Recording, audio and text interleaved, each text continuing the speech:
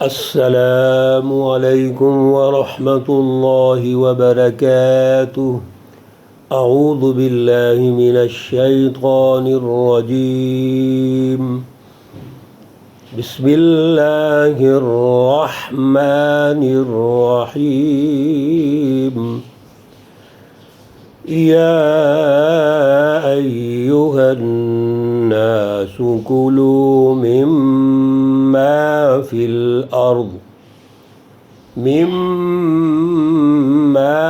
الارض حلالا طیبا ولا تتبعوا خطوات الشیطان انہ لکم عدو مبین۔ صدق اللہ العلی العظیم۔ اللہم صلی علی سیدنا ومولانا محمد النبی الامی وعلی آلہ واصحابہ وبارک وسلم وصلی علیہ۔ معزز سامعین و سامعات، سورۃ البقرہ پارہ نمبر 2، آیات مقدسہ 168 اور 169 ہے۔ اللہ رب العزت اس آیت مقدسہ کا فہم و شعور عطا فرمائیں اور عمل کی توفیق اور صلاحیت عطا فرمائیں۔ گزشتہ رکوع میں ان فی خلق السماوات والارض، اللہ رب العزت نے وہ وسائل جو اس زمین میں رکھے، آسمان میں رکھے، اور پھر آسمان اور زمین کی تخلیق اور رات اور دن کی تبدیلی، یہ تمام تر ارشاد فرما کر ہماری تربیت یہ فرمائی کہ 2 باتیں ذہن میں رکھ لیجئے۔ ایک تو کائنات اللہ نے پیدا کی، وسائل رزق اللہ نے پیدا کیے ہیں، یہ کوئی اور اس کا حقیقی مالک نہیں ہو سکتا۔ دوسرا اس کا مقصد بما ينفع الناس، پوری انسانیت کے لیے ہے۔ ارتفاقات میں ارتفاق دوم کے اندر معاشی وسائل، معاشی مینجمنٹ یہ بہت ضروری ہے۔ اللہ رب العزت نے یہ ارشاد فرما کر ہمیں یہ تربیت فرما دی کہ جب میں خالق ہوں تو میرے ساتھ کوئی اور شریک نہیں ہو سکتا۔ اس لیے توحید فی الذات، توحید فی الصفات اور توحید فی الافعال، سسٹم کی مینجمنٹ، یہ سب اللہ کے کنٹرول میں ہے۔ لہذا اگر کوئی شخص سیاسی طور پر، معاشی طور پر یہ سمجھتا ہے کہ میں جو چاہوں کروں، مرضی کروں، تو اس پر پابندی لگا دی گئی۔ اللہ رب العزت نے یہ ارشاد فرما دیا کہ یہ تمام تر جو تخلیقات ہیں میں ان کا مالک ہوں۔ تو جب اللہ مالک ہیں تو پھر اور اس کے ساتھ کوئی شریک نہیں ہو سکتا۔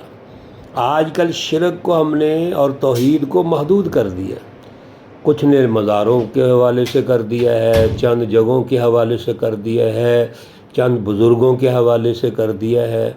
میرے عزیزو، مشرکین مکہ بھی جب کسی مشکل میں ہوتے تھے تو وہ اللہ کو پکارتے تھے۔ فَإِذَا رَكِبُوا فِي الْفُلْكِ دَعَوُا اللَّهَ مُخْلِصِينَ لَهُ الدِّينَ، تو وہ ان کو مشرک کہا گیا ہے۔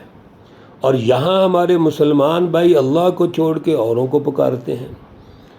اور پکارنے کا مفہوم صرف یہ نہیں ہے کہ آپ ان کے سامنے سجدہ ریز ہو گئے، یہ تو ہو رہا ہے، لیکن اصل میں اپنے قلب کے اندر، اپنے ذہن کے اندر کسی کو بڑا سمجھ لینا اور اللہ رب العزت کی مینجمنٹ میں شریک قرار دے دینا، یہ سب سے بڑے خطرناک بات ہے۔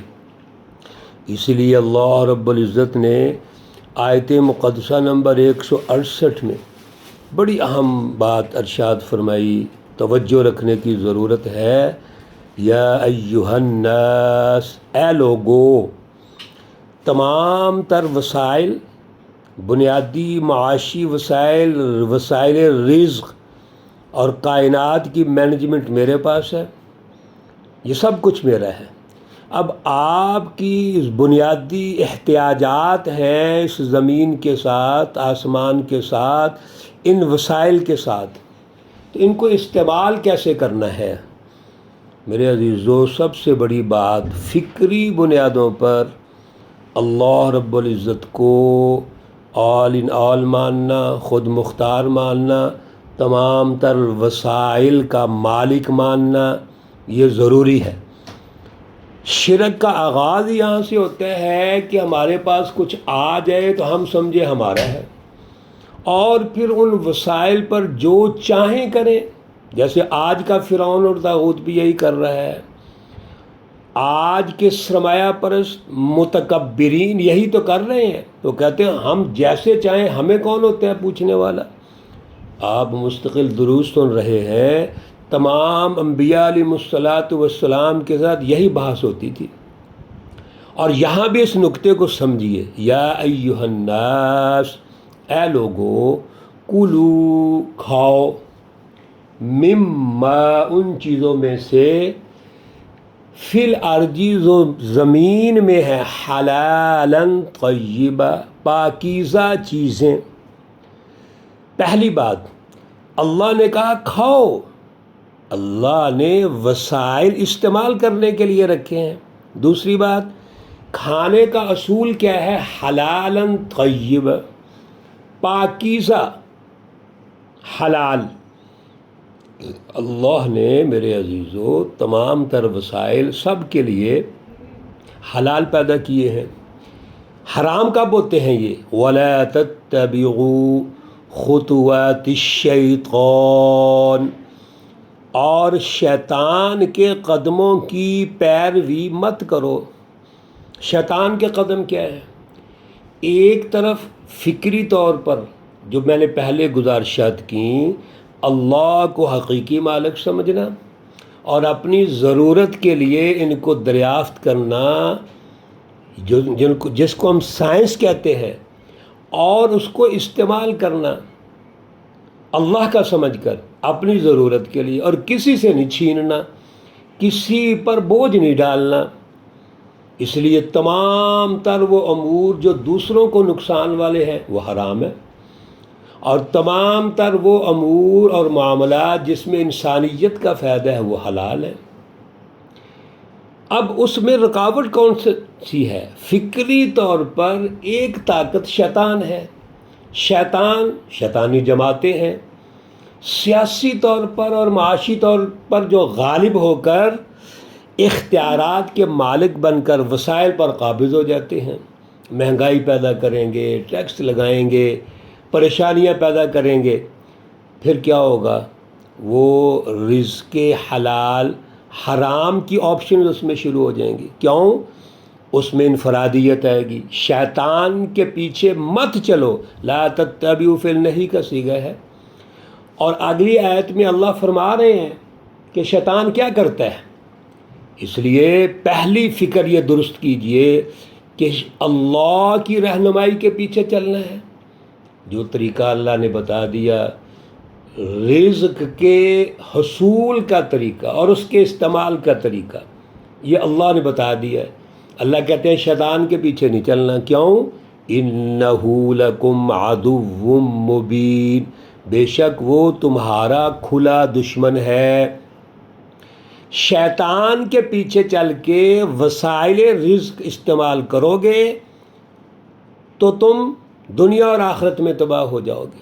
وہ دشمن ہے تمہارا۔ انما، دشمن کیوں ہے؟